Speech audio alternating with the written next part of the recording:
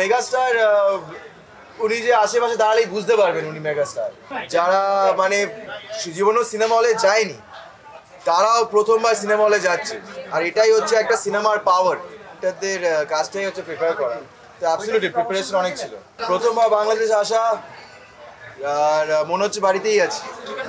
সত্যি কথা বলতে মনে হচ্ছে কলকাতাতেই আছি। এত সিমিলার, এত মিল দুটো শহরে, আর এত ভালোবাসা দুটো শহরে। মনে হচ্ছে আমি বাড়ি ছেড়ে কোথাও বেরোনি, আমি বাড়ির মধ্যেই বসে আছি।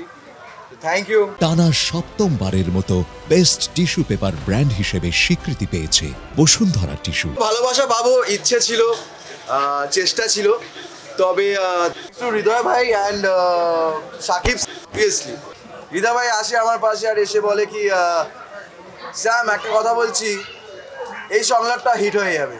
বলছেন স্যার, আমি তখন বুঝিনি ব্যাপারটা, ক্যারেক্টারটা হিট হয়ে যাবে। এবার ওই জায়গাটা বলে এই যে বললেন না, সাকিব স্যার বলে দিল না হিট হয়ে যাবে। বাট সিরিয়াসলি তো থ্যাংক ইউ এত ভালোবাসাদের জন্য, এই স্টোরে নিয়ে যাওয়ার জন্য।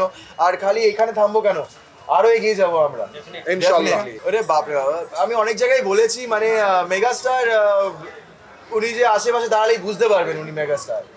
He is a beautiful person and he is goat একটা অরা আছে ওনার, যে অরাটা আপনি পরে একটা মানে মুগ্ধ হয়ে যাবেন, একটু মানে ওই কথা বেরোবে না মুখ দিয়ে, এরকম একটা ব্যাপার।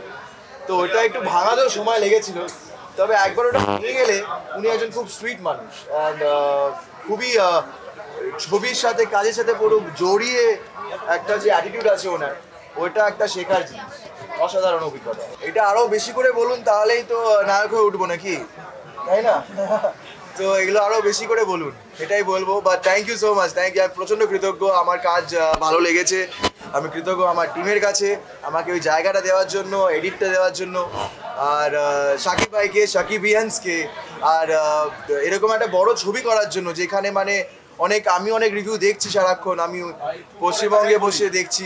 যারা মানে জীবনেও সিনেমা হলে যায়নি তারাও প্রথমবার সিনেমা হলে যাচ্ছে, আর এটাই হচ্ছে একটা সিনেমার পাওয়ার, যে একটা হিট সিনেমার পাওয়ার, টেনে আনার পাওয়ার।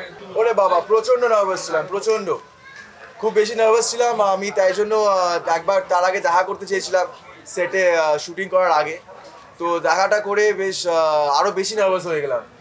তো কিন্তু উনি ওটা বোঝেন যে ওনার সামনে আসলে অন্য অভিনেতা, মানে যারা স্পেশালি আমার মতন যারা প্রথম এরকম একটা কাজ করছে, বড় কাজ করছে, তাদের একটা নার্ভাসনেস হওয়ার যে বিষয়টা, তো সেটাকে উনি ভাঙতে হেল্পও করেন। তো সেটা করেছেন, তার জন্য আমি কৃতজ্ঞ তার কাছে। আর তারপর তো বাকিটা ইতিহাস। জিল্লু, আরিয়ান মির্জা, আপনারা দর্শকরা যা বলছেন, সেই ভালোবাসাটা ওনার জন্যই ফুটে উঠেছে অনেকটাই।